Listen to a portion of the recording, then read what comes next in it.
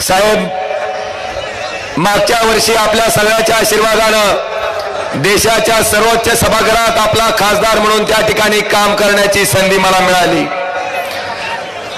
मी मागच्या निवडणुकीत आपल्याला सांगितलं होतं, ओमराजे फक्त निवडणुकीपुरता दिसणारा उमेदवार न राहता तुमच्या कुटुंबातला सदस्य, तुमच्या घरातला हक्काचा माणूस, ह्या पद्धतीनं तुमच्यासाठी राबणारा 5 वर्ष तुमच्या हक्काचा खासदार म्हणून त्या ठिकाणी काम करेल।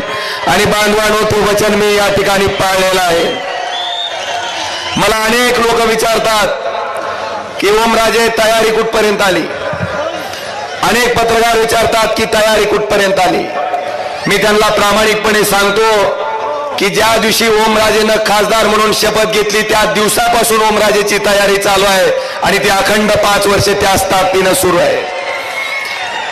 आज पावसाळ्यात उगवल्यासारख्या इच्छुकाच्या छत्र्या अनेक आल्यात तुमच्या सगळ्याच्या समोर।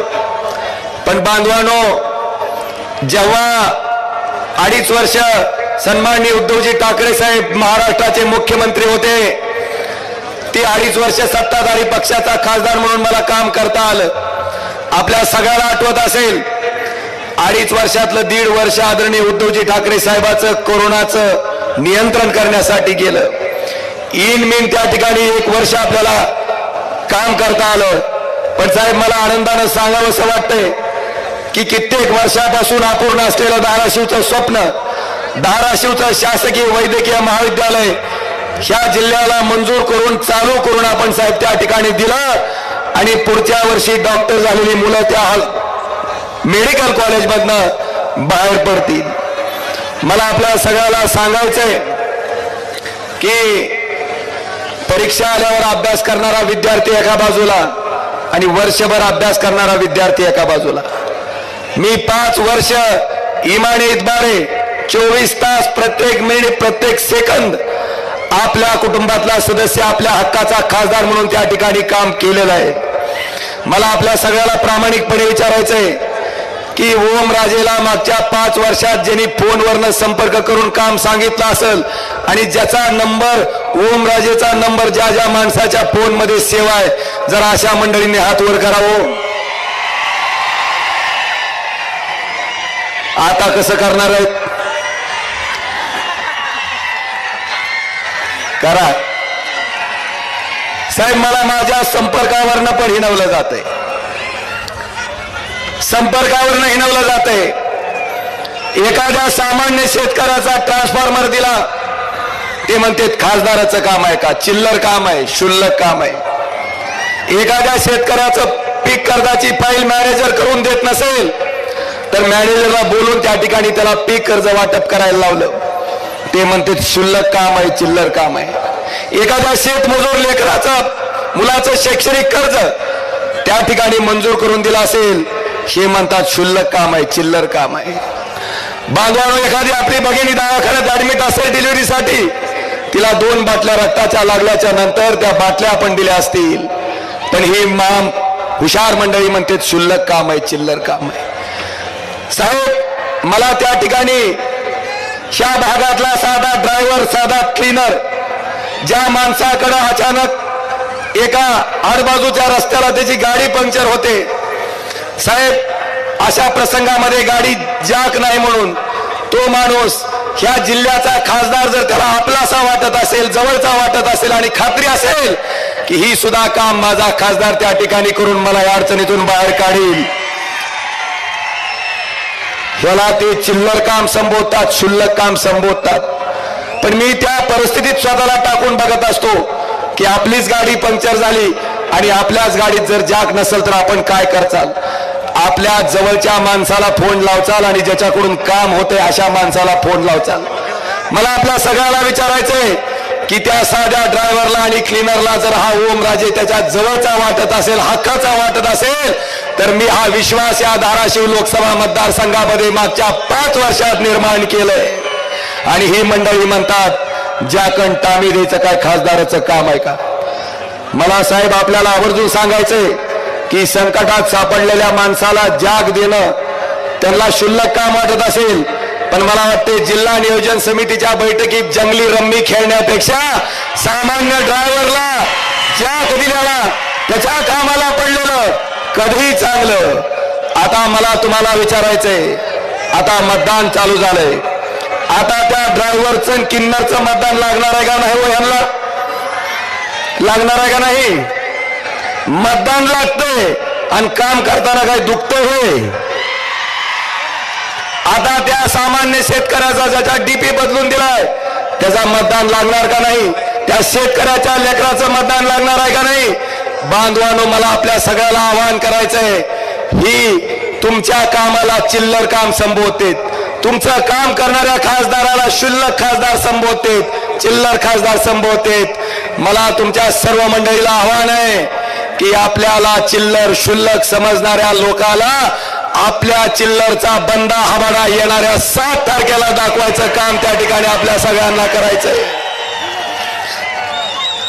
माझ्या फोनचा इतका धसका घेतलाय की काही माझ्या विरोधातले 8-9 आमदार रोज रेकॉर्डिंग करून टाकायला लागलेत की आम्ही सुद्धा फोन लावतो.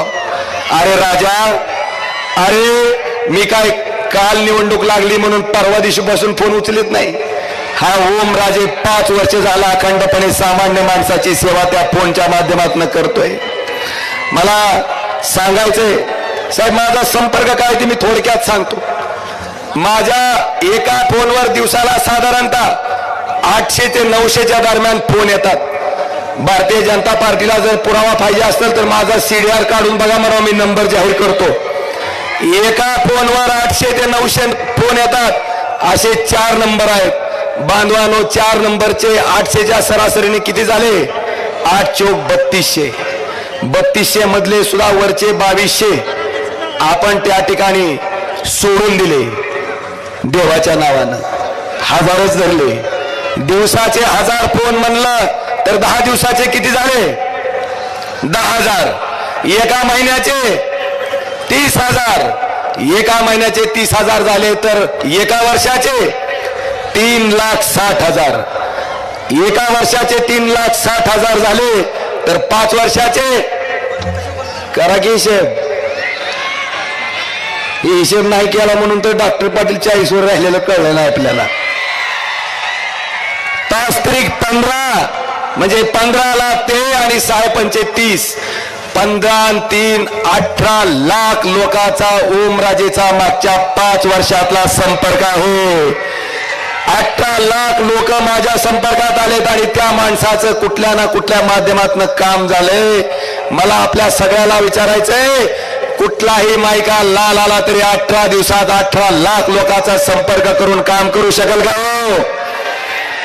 आणि साहेब, ही 18 लाख लोकच माझी शक्ती आहे, माझी ताकद आहे आणि माझे प्रचारक आहेत ज्यांनी संपूर्ण निवडणूक यांच्या हातात घेतली का नाही? 18 लाख लोक. मला सांगायचंय, माझ्या निवडणुकीसाठी पुढं एवढी मोठी शक्ती आहे साहेब. 8 आमदार आहेत. त्यानंतर आपल्यातलेच 40 बोके 50 खोके देऊन खरेदी करून आपला पक्ष आणि बाण घेतलेली लोक आहेत. त्याचबरोबर राष्ट्रवादी काँग्रेस पार्टी फोडून त्याच्यातनं सुद्धा 38 लोक त्यांच्या सोबत घेतले. तो सुद्धा पक्ष त्या ठिकाणी बरोबर आहे. एवढंच नाही, आमच्या काँग्रेसच्या सुद्धा 2-4 खिडक्या त्यांनी सोबत घेतल्यात साहेब. आणि काँग्रेसच्या खिडक्या साहेब, काँग्रेसचा सुद्धा हात ह्याच्यामुळे वाचला की तो राष्ट्रीय पक्ष होता. जर प्रादेशिक पक्ष असता तर काँग्रेसचा सुद्धा हात गेला असता, तुम्हाला सुद्धा बासरी घ्यायची पाळी आली असती. पाटील साहेब, एवढी सगळी शक्ती एकत्र केल्याच्या नंतर मनसेचं इंजिन तर बिनशर्त ह्यांना ओढायला तयार आहे साहेब. सगळ्याचा डबा ओढतोय मनसेचं इंजिन. बघा, एवढी शक्ती एका बाजूला उभी आहे, पुन्हा 1 फूल 2 हात पण त्यांच्या बरोबर आहेत. अजून बी कॉन्फिडन्स येईना, अजून बी कॉन्फिडन्स येईना. मला आपल्याला विचारायचंय, एवढं करून बी जागा जिंकत नाही. लक्षात आल्याच्या नंतर म्हणले मोदी साहेब तुम्हीच या आणि तुम्हीच काहीतरी आम्हाला ह्याच्यातून वाचवा. साहेब, देशाच्या पंतप्रधानाला या ठिकाणी ओमराजेच्या विरुद्ध, आपल्या विरुद्ध या ठिकाणी येऊन सभा घ्यावी लागली. मला वाटतं ह्याच्यातच आपली शक्ती काय आहे ती त्यांच्या लक्षात आली का नाही रे? आली का नाही बांधवांनो? आणि साहेब एवढं केल्याच्या नंतर सुद्धा आपल्याला विश्वास देतो की देशाचे पंतप्रधान नरेंद्र मोदीची सभा होऊन सुद्धा महाराष्ट्रामध्ये मी आपल्याला वचन देतो साहेब, देऊ का मोदींची सभा झाल्याच्या नंतर सुद्धा महाराष्ट्रामध्ये त्यांच्या विरोधात निवडून येणारा इथला खासदार हा सर्वाधिक मतं घेऊन निवडून येणारा खासदार या ठिकाणी म्हणून येईल साहेब. आज या ठिकाणी मला अजून सांगायचं, ही निवडणूक साहेब सामान्य माणसानं हातात घेतली. ज्या पद्धतीनं बाळासाहेबांनी आणि तुम्ही पक्ष स्थापन केला, चालवला, आणि हा दोंड्या म्हणतोय की पक्ष शिंदेचा, दोंडा म्हणतोय बाण शिंदेचा.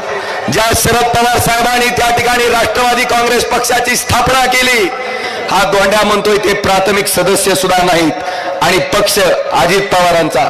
लोकशाही मार्गाने जे पक्ष त्या ठिकाणी काढून घेतले गेले, चिन्ह काढून घेतले, हे सामान्य माणसाला अजिबात आवडलेलं नाही. आणि साहेब आपल्याला सांगू इच्छितो की सर्वोच्च न्यायालयाच्या वर सुद्धा सगळ्यात मोठं न्यायालय या जनतेचं आहे. आणि ही जनता येणाऱ्या 7 तारखेला खरी शिवसेना कोणाची, खरी राष्ट्रवादी कोणाची, हे निष्ठावंत महाविकास आघाडीचे कार्यकर्ते मतदानाच्या माध्यमातून दाखवून दिल्याशिवाय स्वस्थ बसणार नाहीत. आज मला आपल्या सगळ्याला सांगायचंय साहेब की मला सामान्यातली सामान्य माणसं आर्थिक मदत करतायत. शेतकरी त्याच्या कष्टाचा घामाचा पैसा, एका शेतकऱ्यानं 10,000 रुपयाची आर्थिक मदत माझ्या निवडणुकीसाठी केली. एवढंच नाही, रिटायर्ड मिलिटरीमॅन चिकरड्याचा माणूस आहे साहेब, स्वतःचं सोनं मोडून मला 25,000 रुपयाची मदत त्या माणसानं केली. एका गवंडी काम करणाऱ्या माणसानं 1100 रुपयाची मदत त्या ठिकाणी केली. एवढंच नाही साहेब, एका 13 वर्षाच्या मुलीनं चिंचा फोडून चिंचुके बाजूला करणं आणि चिंचा बाजूला करणं हे कष्टाचं काम करून 1660 रुपये तिच्या थोरल्या भावाला निवडणूक लढण्यासाठी दिले.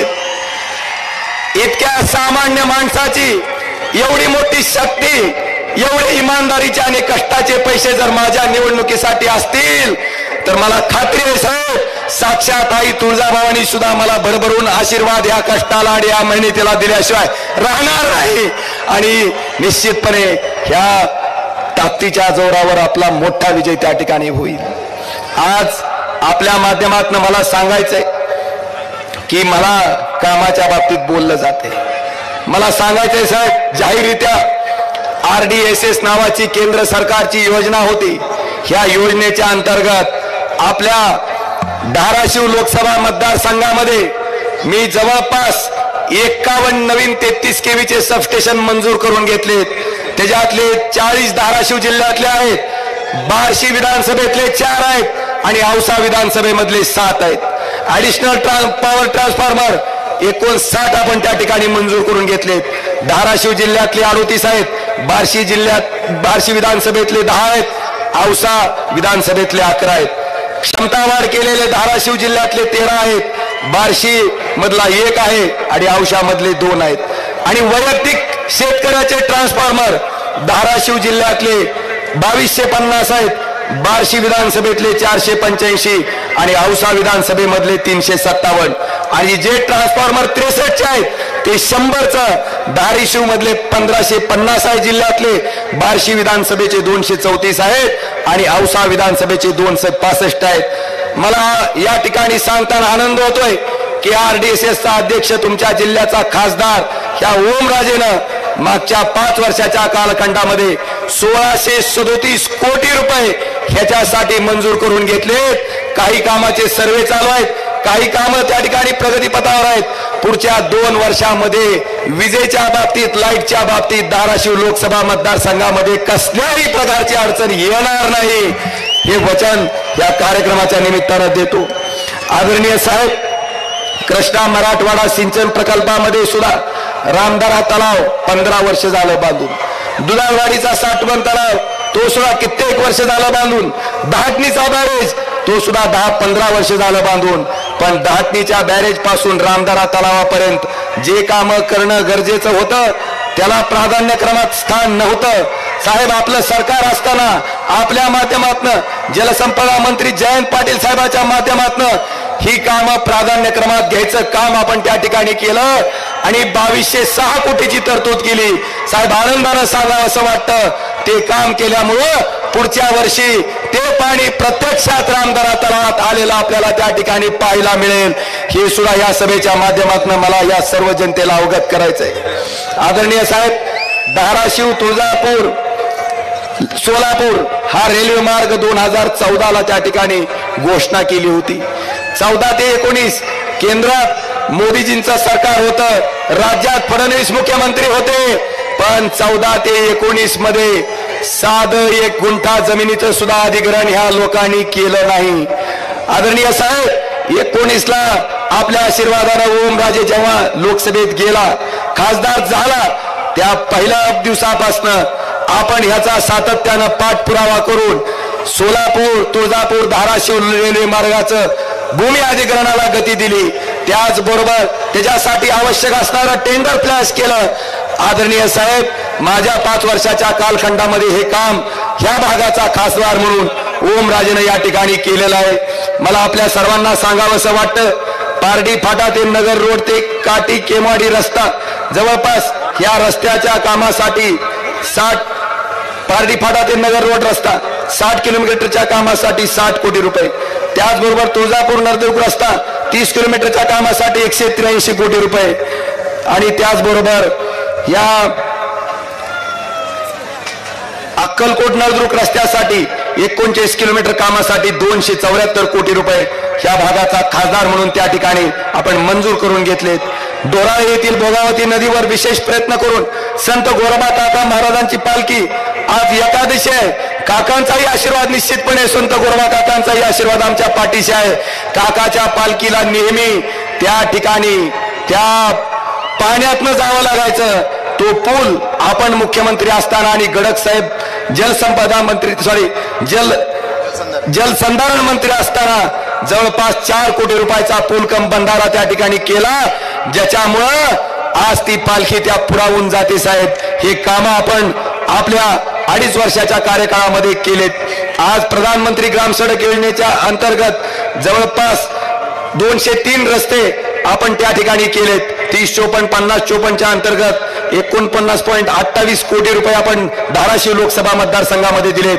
जनसुविधा आणि नागरी सुविधा अंतर्गत 8.75 लाख धाराशिव लोकसभा मतदारसंघासाठी दिलेत आणि 25-15 अंतर्गत आपण मुख्यमंत्री असताना 5 कोटी रुपये आपण धाराशिव लोकसभा मतदारसंघासाठी दिलेत।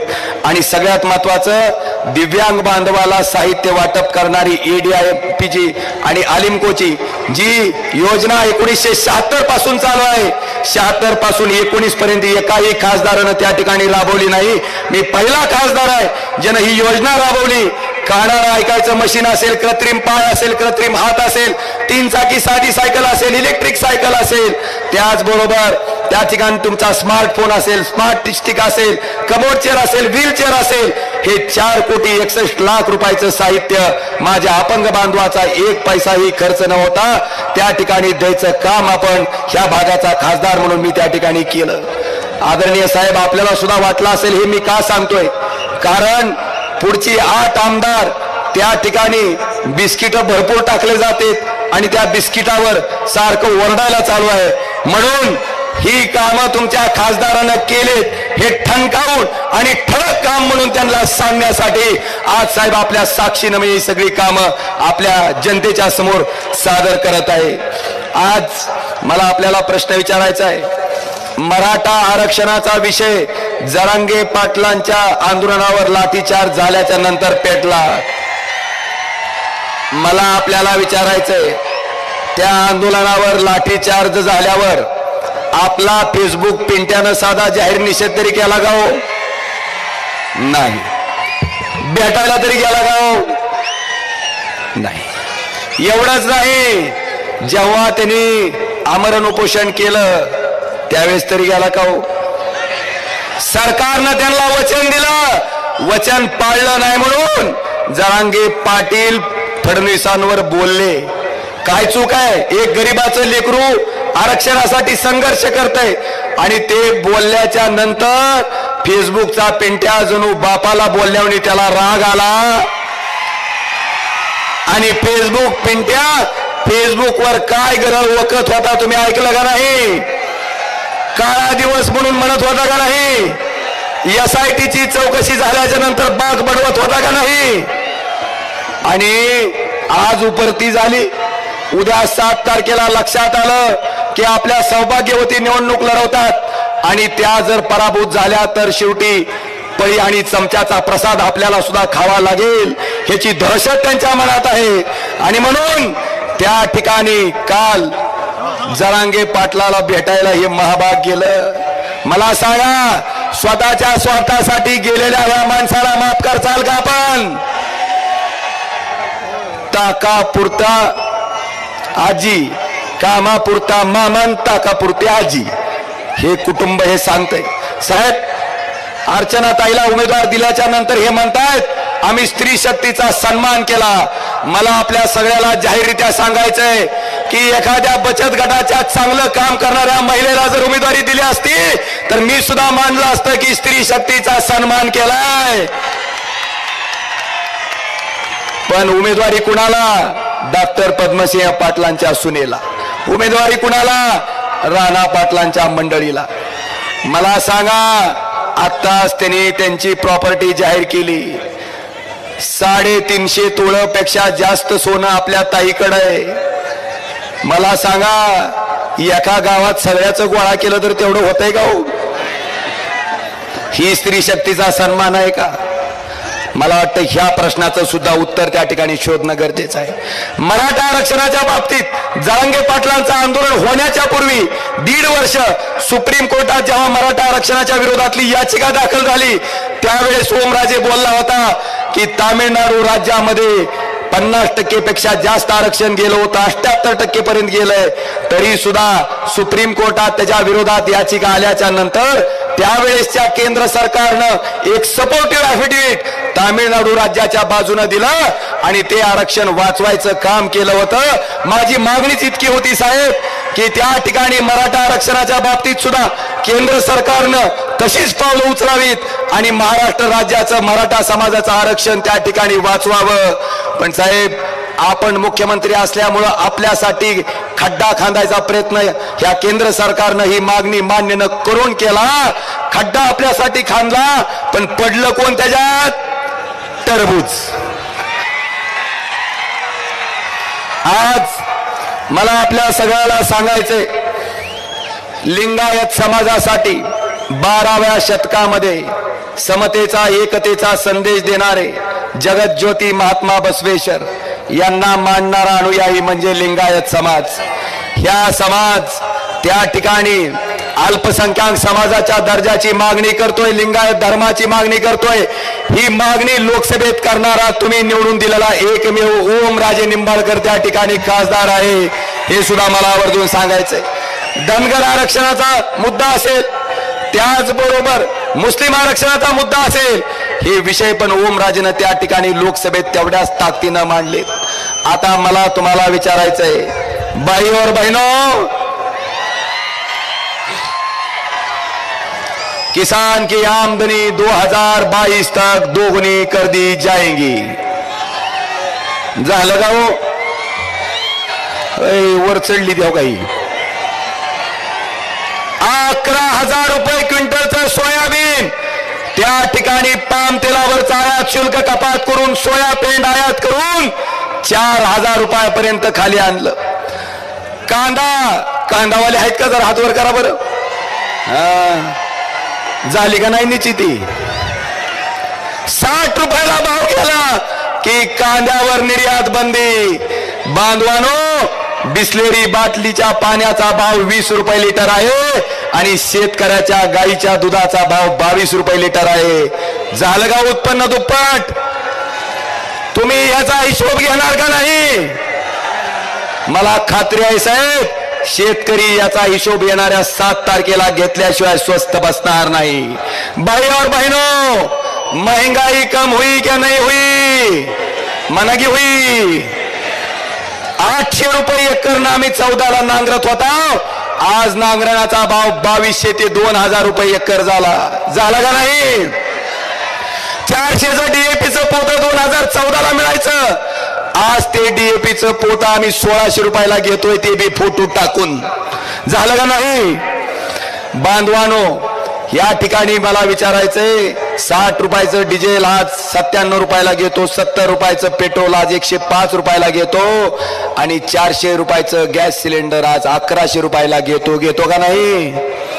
तुमच्या घरच्याला किंवा तुम्हाला विचारायचंय, 2014 मध्ये जो आठवडी बाजार तुमचा 100 रुपयात होत होता, आज तोच आठवडी बाजार 500 रुपयात तरी होतय का हो? होतय का हो? मग महागाई कमी झाली का वाढली बंधवांनो? आता याचा हिशोब घेणार का नाही? साहेब, हेच देशाचे पंतप्रधान नरेंद्र मोदीजी म्हणत होते, ज्यावेळेस सिलेंडरचा भाव 400 होता, की तुम्ही मतदानाला जाताना गॅस सिलेंडरच्या पाया पडून मतदानाला जावा, म्हणत होते का नाही? आता 400चं सिलेंडर 1100ला झालंय. आता माझं म्हणणं आहे, शेगडीला साष्टांग दंडवत घाला आणि सिलेंडर टकोऱ्यावर घेऊन मतदानाला जावा. चालला नाही? भाई और बहनों, ना खाऊंगा ना खाने दूंगा, जो सबसे ज्यादा खाएगा उसको ईडी की नोटिस देके भाजप में लूंगा. 70,000 कोटीचा आरोप अजित पवारांवर त्या ठिकाणी देशाचे पंतप्रधान नरेंद्र मोदीजींनी केला. 5व्याच दिवशी तेच अजित पवार त्यांच्याच मंत्रिमंडळात उपमुख्यमंत्री म्हणून शपथ घेतली, आणि बांधवांनो, त्यांना खातं कोणचं दिलं? अर्थ खातं. म्हणले ह्यांना 70,000 कोटी रुपयाचा हाणायचा अनुभव आहे, म्हणले ह्यांना द्या. चलतंय का हो? एका बाजूला ही परिस्थिती आहे, 70,000 कोटीचा आरोप असताना त्यांना उपमुख्यमंत्री म्हणून केलं जातंय, अर्थमंत्रीपद दिलं जातंय, त्यांच्यावरच्या चौकशा त्या ठिकाणी स्थगिती दिली जाते, आणि दुसऱ्या बाजूला अरविंद केजरीवालवर 1 पैशाचा आरोप सिद्ध करू शकले नाही, केवळ विरोधात आहे म्हणून त्या ठिकाणी जेलमध्ये टाकलं जातंय. मला वाटतं या गोष्टीचा विषय पण आपण लक्षात घेणं गरजेचं आहे. बांधवानो, नोकऱ्या सगळ्याला मिळाल्या का हो? आजकस का नाही? 2 कोटी नोकऱ्या वर्षाला म्हणल्यावर 10 वर्षात 20 कोटी नोकऱ्या झाल्या.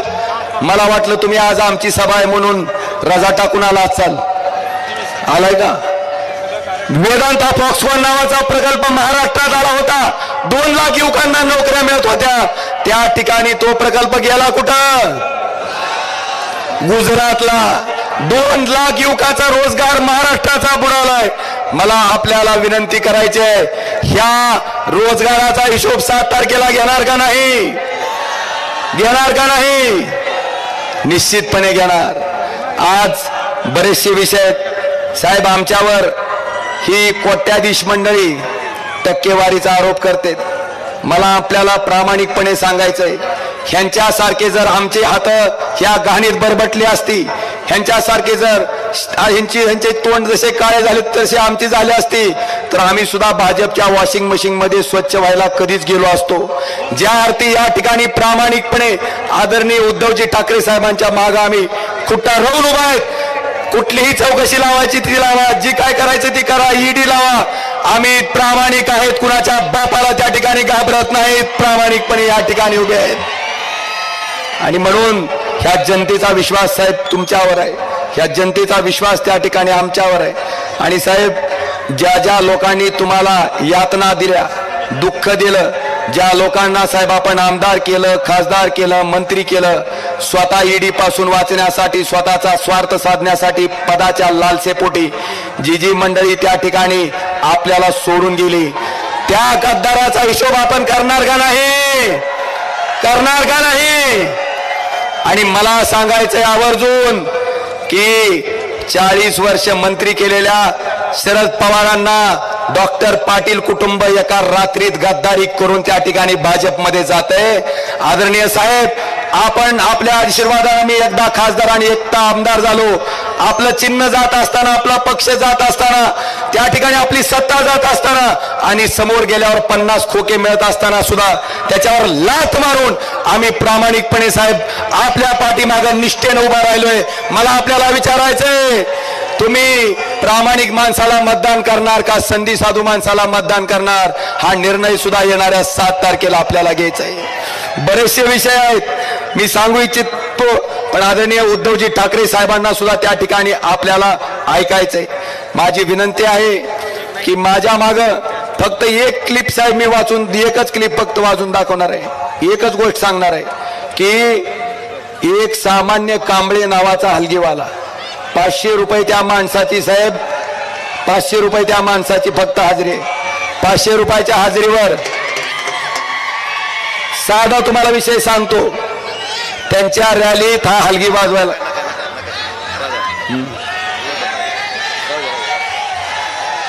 मला फक्त मी सांगतो साहेब, ह्या माणसानं त्या ठिकाणी पत्रकाराला क्लिप दिल्याच्या नंतर रात्री राष्ट्रवादीची सगळी लोक बडी धेंडे त्याच्या घरी गेले. त्याला म्हणले ही 2 लाख रुपये धर आणि ओम राजेनं असं म्हणायला सांगितलंय म्हणून मन. पण ह्या कांबळे नावाच्या प्रामाणिक माणसानं सांगितलं 500 रुपयाची हलगी तुझ्या रॅलीत मी वाजून आलोय, तुझा माझा हिशोब मिटला, ती 2 लाख रुपये उचल. डॉक्टर बाबासाहेब आंबेडकरांच्या संविधानानं मत कुणाला टाकायचंय हा अधिकार मला दिलाय, माझं मत ओम राजेलाच. साहेब, इतका गरीब असणारा माणूस त्या ठिकाणी निष्ठा प्रामाणिकपणा दाखवू शकत असेल तर माझी इच्छा आहे ह्या प्रामाणिक माणसाचे पाय धुवून थोडं थोडं पाणी जर ह्या गद्दारांना पाजलं तर काही गुण आला तर आला, हे माझं म्हणणं आहे साहेब. इतकी सामान्य जनता प्रामाणिक आहे आणि तुम्हा सगळ्या निष्ठावंत लोकांच्या जोरावरच आज या युद्धाला आम्ही सामोरं जातोय. माझी विनंती आहे, उद्याच्या येणाऱ्या 8 तारखेला मतदान करत असताना, मला माहिती आहे 7 आहे म्हणलं दिल की बात ऐकायला का मन की बात ऐकायला ती टेस्ट केलं मी, पण 8 म्हणल्या 7 म्हणला म्हणजे तुम्ही दिल की बात ऐकलेली आहे, मन की बात ऐकलेली. आता मतदान करत असताना 2 मशिनी आहेत. 1 नंबर मशीनवर 2 नंबरला त्या ठिकाणी तुमच्या हक्काच्या, तुमच्या कुटुंबातल्या सदस्य असणाऱ्या खासदाराचा नंबर आहे. 2 नंबरला नाव आहे ओम प्रकाश भूपाल सिंह उर्फ पवन राजे निंबाळकर. त्याच्या पुढे आपली निशाणी आहे आई तुळजाभवानीची धगधगती मशाल. अशी कशी आहे, ह्या मशालीच्या पुढं बटन आहे, ते बटन दाबल्याच्या नंतर टुई म्हणून आवाज येईल. आवाज आला की लगेच महागारी फिरायचं नाही. बाजूला व्हीव्हीपॅट मशीन आहे, त्या मशीनवर त्या ठिकाणी आपण मशालीचं बटन दाबलं असेल तर मशालीची चिठ्ठी आली का नाही याची खात्री करायची. जर मशालीची चिठ्ठी आली असेल तर तो झाला पुरावा की आपलं मतदान मशालीला गेलेलं आहे. बांधवानो, बटन मशालीचं दाबलं दुसरं चित्र आलं तर फोडायची नाही. इथं महिना गेलाय आमचा, 5 किलो फोडायची नाही. अर्ज द्यायचा की सदरच्या मशीन मध्ये 1 बटन दाबला असतं दुसरं चिन्ह दिसतंय, ताबडतोब त्या ठिकाणी आपण केंद्र प्रमुखाला अर्ज दिल्याच्या नंतर मतदान थांबवलं जाईल. पण हे कधी वेगळं चिन्ह आलं तर. पण मशालीचं बटन दाबून जर मशालीचं चित्र येत असेल तर मतदान आपलं सुखरूप आहे. मला आपल्या सगळ्याला विनंती करायची आहे, उद्याच्या येणाऱ्या 7 तारखेला 2 नंबरचं, 1 नंबरच्या मशीनवरचं 2 नंबरचं बटन मशालीचं दाबून तुमच्या हक्काचा, तुमच्या कुटुंबातला त्या ठिकाणी तुमच्या हक्काचा खासदार म्हणून त्या ठिकाणी ओमराजेला लोकसभेत पाठवणार का नाही हो? पाठवणार का नाही हो? धन्यवाद. जय हिंद, जय महाराष्ट्र.